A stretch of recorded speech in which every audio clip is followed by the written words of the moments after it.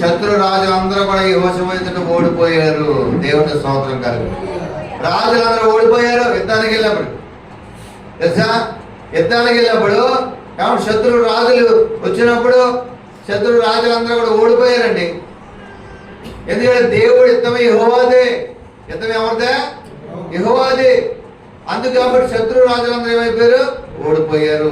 నీ ఏ మనుషుడు నిలబడలే, ఎదురు నిలబడలేడు అని చెప్పాడు దేవుడు. ఎందుకంటే దేవుడు యుద్ధం చేసేది ఎవరో? దేవుడే. గొలియాతుని కొట్టింది ఏమండి? దావీదు ద్వారా. ఎలా కొట్టాడు దేవుడు? దేవుడే కొట్టాడు గొలియాతు. యుద్ధం ఎవరిదే? యెహోవా అయితే. ఆ ఒళ్ళంతా కవసాలు ధరించుకున్నాడు ఎవరో? గొలియాతు. అయితే రెండేళ్ళు సవాల్ చేస్తున్న సమయంలో అంతే ఏమండి, ఆ సమయంలో దావీదుని పంపించాడు దేవుడు అక్కడ. దేవుడు ఆమె ఏమండి 40 రోజులు సవాల్ చేస్తున్నాడు. ఆ దినాలు సవాల్ చేస్తుంటే గొలియాతు ఆ సమయంలో దావీదు అక్కడ రావడం జరిగింది. అప్పుడు ఇస్తున్న పిలిచిడు ఏపాటి వాడన్నాడు. ఏపాటి వాడని 5 రాళ్ళు ఏరుకుని ఆ రాయ ఒడుసులో పెట్టి కొట్టగా, నొసల మీద కొట్టగా. ఏమంటే నొసల మీద కూడా కవచం ఉంటుంది తెలుసా మీకు? కవచం అంటే మొత్తం అంతగా పెడుతుంది. కానీ దేవుడు చూడండి అక్కడ ఆ నొసల మీద తగలగా ఏమని చెప్పండి, రాయి తగలగా బావులు పడ్డాడు. గొలియాతుని ఏం చేశాడు దావీదు? దేవుడు స్తోత్రం కలిగినాడు. ఎంత ఎవరు చేశారు అక్కడ? గొలియాతుని కొట్టింది ఎవరంటే దావీదు కాదు, దేవుడే. దావీదు ద్వారా దేవుడు స్తోత్రం కలుగుగా. ఆమేన్. అంత బలాసురుడు, యుద్ధసూరుడైన కానీ దావీదు మీదకి గొలియాతు మీదకి దావీదు వెళ్ళినప్పుడు దావీదు ఏం చేయడండి? ఒక్క వీటితో ఏమంటే ఒక్క రాయితో కొట్టగానే పడిపోయాడు. దేవుని స్తోత్రం కలిగి. ఆ కొట్టింది ఎవరు? దేవుడే. అందుకు కాబట్టి మనం కూడా మనం ప్రార్థన చేసేవనుకో సాతాను కూలిపోతాడు, ఆ రాజ్యం కూలిపోతుంది. ఆడి మొత్తం అంతా కూడా ఏమవుతాడు చెప్పండి? మతనం అయిపోతాడు. మొత్తం ఆడి నాశనం, ఆ రాజ్యం అంతా కూడా నాశనం అయిపోతుంది. హల్లెలూయా. అందుకు కాబట్టి మనం కూడా దేవుడు దావీదుకి తోడుగా ఉన్నాడు. ఎందుకు తోడుగా ఉన్నాడంటే దావీదు నా హృదయానుసారం అన్నాడు. దావీదుని ఎన్నుకున్నాడు దేవుడు, చక్కగా అభిషేకించాడు. కొత్త తైలముతో అభిషేకించిన తర్వాత అప్పుడు దేవుడు ఆత్మ ఏమంటే దావీదు మీద నిలుస్తుంది. ఆమేన్. అందుకే దేవుడే కొట్టాడు అక్కడ. దావీదు నిలబెట్టుకున్నాడు. దేవుడు అక్కడ యుద్ధం చేశాడు, గొలియాతుని హతం చేశాడు. దేవుని స్తోత్రం.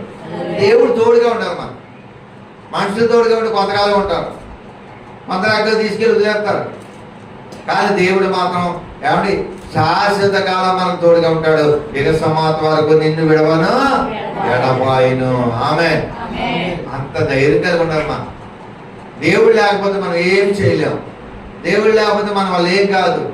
దేవుడే నిన్ను నడిపిస్తున్నాడు. కానీ నీ తెలివితేటలు కాదు, నీ జ్ఞానం కాదు, లేకపోతే నీ బలం కాదు, నీ శక్తి కాదు, అన్ని కూడా ఆయనే. ఆమేన్. అన్ని ఆయనే. సమస్తం అన్ని కూడా ఆయనే. ఆయన వల్ల జరుగుతుంది తప్ప ఎవరి వల్ల జరగదు. చూడండి, ఇంకోటి చూసుకుందాం. ఆదికాండం 39వ అధ్యాయం 2వ వచనం కూడా చూద్దాం. ఆదికాండం 39వ అధ్యాయం 2వ వచనం కూడా చూసుకుందాం. యెహోవా యోసేపుకు తోడై ఉండగా కనుక అతను బుద్ధిలుటు ఐగుప్తుని యోసేపుకి ఎవరు తోడుగా ఉన్నారంట? ఆదికాండం 39:2 కాడి దాకా యెహోవా యోసేపుకు తోడై ఉన్నందున అతను చేసిందంత అతని చేతిలో. చూడండి, ఐగుప్తులో ఉన్నాడు. ఐగుప్తులు ఎదుంటే పూర్వం ఇంట్లో ఉన్నాడు. చూడండి, అక్కడ ఇంట్లో ఏం చేస్తాడు? దేవుడు తోడుగా ఉన్నాడండి. ఆయన యోసేపు గారికి గోతులో పాడించినప్పుడు కూడా దేవుడు తోడై ఉన్నాడు. కాబట్టి పోరిపోతే ఇంట్లో కూడా దేవుడు తోడై ఉన్నాడు. సరసాల్లో కూడా దేవుడు తోడై ఉన్నాడు.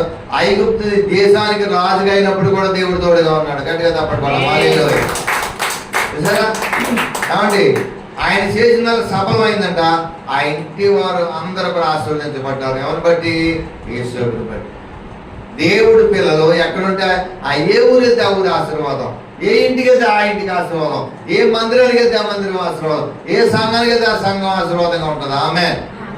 దైవజనుడు అడుగు పెడితే ఆ దీవెన, ఆ సమృద్ధి, యేసేపుని దేవుడు ఏమంటే ప్రత్యేకంగా స్పెషల్గా పెట్టాడు. ఆయన యేసేపు లక్షణం ఏంటంటే దేవుని యందు భయభక్తులు కలిగి ఉన్నాడు, పాపానికి దూరంగా పారిపోయాడు, పాపం చేయకుండా పారిపోయాడు. కాబట్టి యేసేపుకి ఎప్పుడు తోడుగా ఉన్నాడంట.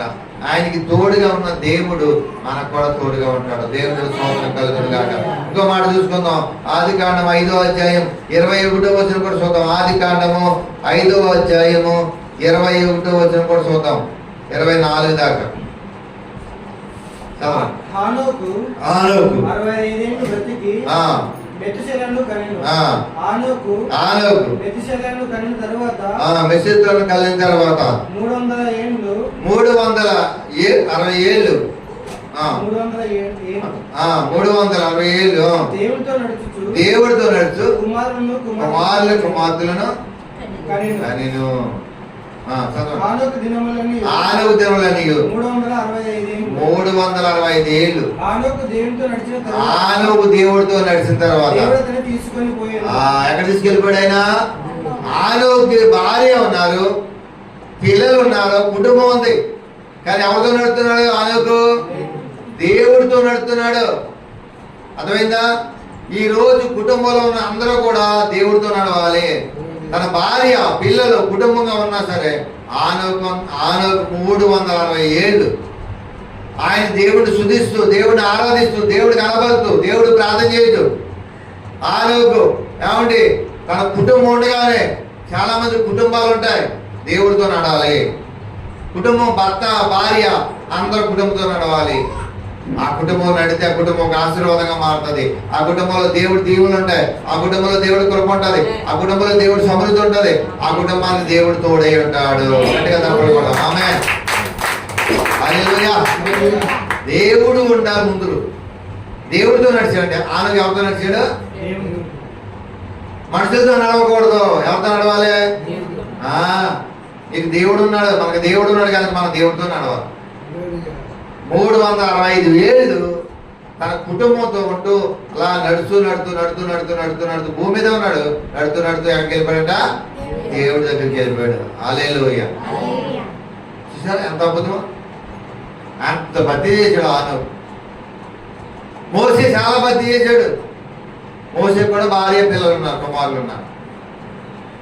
యేసేపు కూడా భార్య, పిల్లలు ఉన్నారు. దేవుని స్తోత్రం కలుగుతారు. ఆనోకు భార్య, పిల్లలు ఉన్నారు. వీళ్ళందరూ కూడా ఎలా నడిచారు? దేవుడితో నడిచారు. మనం కూడా దేవుడితో నడవాలి. అర్థమైందా సంగమా? మనం భక్తి చేస్తున్నాం అంటే దేవుడి కోసం బతకాలి, దేవుడితో ఉండాలి. అందుకే యెహోషువ అంటాడు, నేను నా ఇంటి వారు, యెహోషువ గ్రంథం 24వ అధ్యాయం 15వ వచనంలో, నేను నా ఇంటి వారు యెహోవానే ఆరాధించుదాము, యెహోవానే సేవించుదాము. ఎంత ధైర్యం చెప్పాడు చూసారా? మీరు ఎక్కడికి వెళ్తారో నాకు తెలియదు, మీరు ఎలా ఉంటారో తెలియదు. చెప్పాను, నా ప్రభు చెప్పాడు కనుక, నా తండ్రి చెప్పాడు కనుక దేవుడిని నమ్మడించండి అంటూ ఏమన్నాడంటే, నేనైతే నా దేవుడిని యెహోవా నేను ఆరాధించాను. మనం ఎప్పుడు కూడా దేవుడు, అందుకే నేను భూమి మీద పుట్టించాడు, అందుకే దేవుడు నేను పోషిస్తున్నాడు, దేవుడిని సంరక్షిస్తున్నాడు, దేవుడు నేను కాపాడుతున్నాడు. ఈ సంవత్సరంలో, ఈ నూతన సంవత్సరంలో మరి నిన్ను నీకంటే ముందు నుండి దేవుడు నడిపిస్తాడు. ఆమేన్. హల్లెలూయా. దేవుడు నడిపిస్తాడని మనల్ని, దేవుడు నడిపిస్తాడు. దేవుడు నడవకుండా నువ్వు నడలేవు. మనం కూడా అంతే. మనందరం సంఘాన్ని నడిపించాలి, సేవ చేయాలంటే దేవుడే ఉండాలి ముందు. నీ కుటుంబాన్ని నడిపించుకోవాలంటే, నీ బిడ్డలు నడిపించుకోవాలంటే దేవుడు ఉండాలి. ఆలోకలాగా దేవుడితో నడవాలి. చక్కగా భయభక్తులు కలిగి ఉండి యథార్థంగా నమ్మకంగా ఈ సంవత్సరంలో నువ్వు అలాగన్నావు అనుకో, చక్కగా నువ్వు ఆనోకు మరణం లేకుండా ఎక్కడికి వెళ్ళిపోయాడంట? దేవుడి దగ్గరికి వెళ్ళిపోయాడంట. ఏలియా ఏమన్నా ఆయనకి కూడా మరణం లేదు, దేవుడితో నడిచాడు. దేవుడితో నడిచి ఏం చేశాడు? ఆయన 2 రాజుల కింద 2వ అధ్యాయంలో ఉంటుందన్నమాట. అక్కడ కిందకి వెళ్తే వచ్చిన అన్నీ కూడా చూసుకుంటే అక్కడ ఆయన కోసం ఏంటంటే అక్కడ అగ్ని రథాలు వచ్చినాయంట. దేవుని స్తోత్రం. అగ్ని రథాలు దేవుడు పంపించాడు. అగ్ని రథాలు చూడండి, అగ్ని రథాలతో దేవుడు ఏమైపోయాడు? ఏలియా ఆరోహణం అయిపోయాడు. ఆమె దేవుడు తీసుకెళ్ళిపోయాడు. చూసారా? ఇటేమో ఆనోకు మరణం లేకుండా దేవుడు తీసుకెళ్ళి దేవుడితో నడితే వెళ్ళిపోయాడు. ఇక్కడ ఏలియా కూడా దేవుడితోటే. ఇక అదిగో అగ్ని రథాలు 2 రాజుల కింద 2వ అధ్యాయం అగ్ని గుర్రాలు కనపడి ఆ. వీరిద్దరు వేరు చేసెను. అప్పుడు ఏలియా ఏలియా సుడిగాలి చేత ఆకాశమునకు ఆకాశంకి ఏమైపోయాడా? ఆరోహణమైపోయాడు. దేవుడు స్తోత్రం కలుగును. హల్లెలూయా. చూసారా ఎంత అద్భుతమో? ఏమండి అసలు ఎంత దేవుడు తీసుకుంటే అది మరణం లేకుండా ఏమైపోయాడు చెప్పండి? ఏమైపోయాడు? నడుస్తూ మరణం లేకుండా ఏమైపోయాడైనా కొనుక్కోబడిను. దేవుడుతో నడిస్తే మనం కూడా మరణంతో ఉన్న మన బతుకు దినంలో దేవుడు తోడుగా ఉంటాడు. మనం వెళ్ళే మార్గంలో దేవుడు ఉంటాడు. మనం ముందుగా దేవుడిని పెట్టాలి. వ్యాపారానికి వెళ్ళినా, ఉద్యోగానికి వెళ్ళినా, పనికి వెళ్ళినా, ఏం చేసినా దేవుడు ఉండాలి. నీ ఇంటి వారందరూ కూడా దేవుడి సన్నిధిలో ఉండాలి. దేవుడు ఆత్మతో నింపబడాలి. అందరికి మారు మనసు పొందుకోవాలి, రక్షణ పొందుకోవాలి. ఆయన కృప మనకు తోడుగా ఉండును గాక. దేవుడు తోడుగా ఉండి నడిపించును గాక. ఆమేన్.